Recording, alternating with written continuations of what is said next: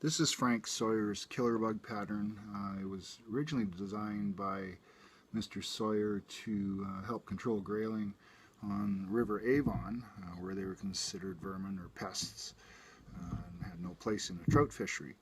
But this pattern is very effective on grayling, even here in North America. And it's simple, basic. They originally tied it with just copper wire and some Chadwick 477 wool. And the 477 wool had some very unique coloring to it. Also would go somewhat translucent. And Chadwick was originally discontinued in 1965, so there's been a scramble for the Chadwick wool. And a few institutions have manufacturers have come up with a Chadwick 477 substitute.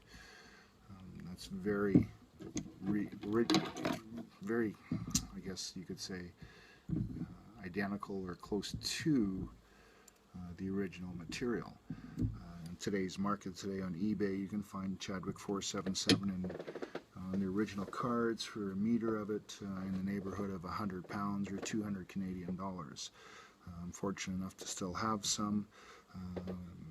So the original on the skein, you can see the little slight grays and red tones to it. And the substitute by Semperfli is absolutely perfect match to it. And this is their Chadwick 477. And as you can see, it's so close. So we'll use the substitute when we actually tie this pattern.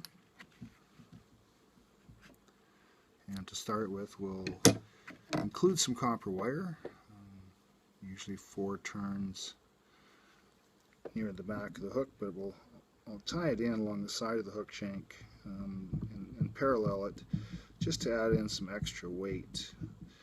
This allows me to fish the pattern a little deeper water, a little bit more faster flowing current as well, and I can just simply get it down a little deeper.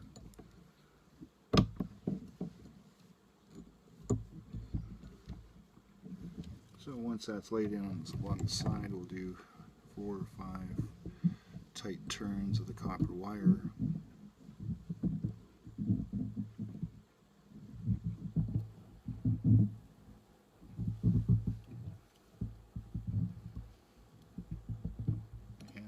Have 2 wraps here, and then bring our thread material back in behind the eye of the hook, 3 or 4 mils away, and we'll tie in the Chadwick 477.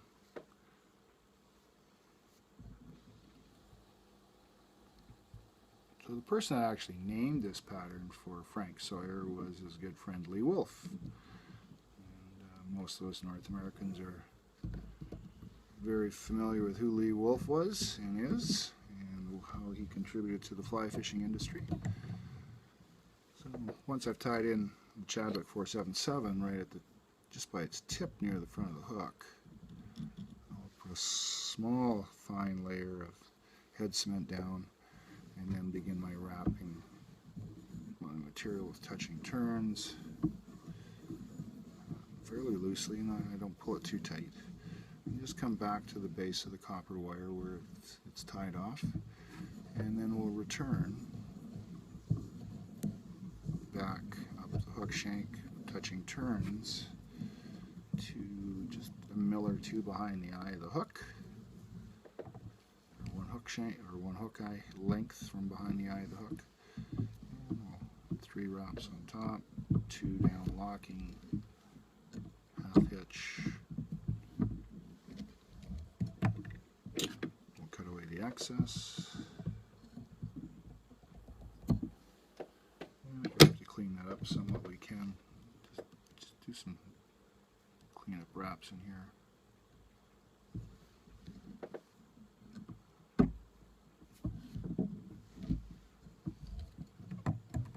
And now we'll run about 4 or 5 nicely spaced wraps with the copper wire.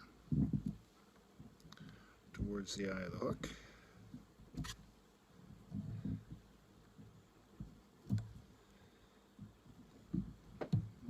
Final wrap there.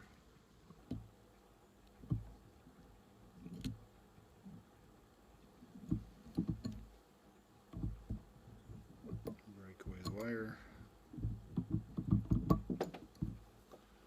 And at this point what I'll do is I'll take my Copic marker and color my white 18-aught nano silk, and this will be used to finish off the head.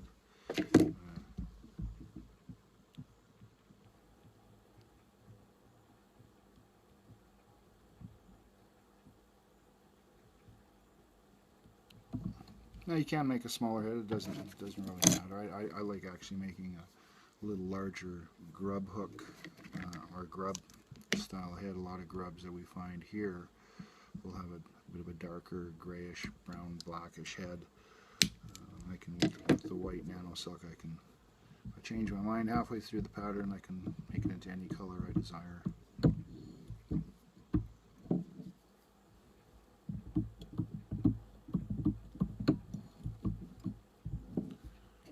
And that is almost completed. Killer Bug. What we'll do is we'll just dubbing brush. So I find this pattern works better if some of this wool is dressed out, teased out. So actually, the more fish this pattern catches, the better it becomes, especially for grayling. So now you can really sort of see a caddis pupil shape somewhat. And we'll just put a small drop of head cement on the front.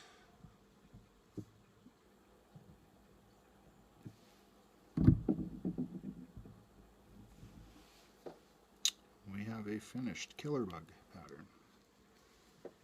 Thank you for watching. I hope you enjoyed this.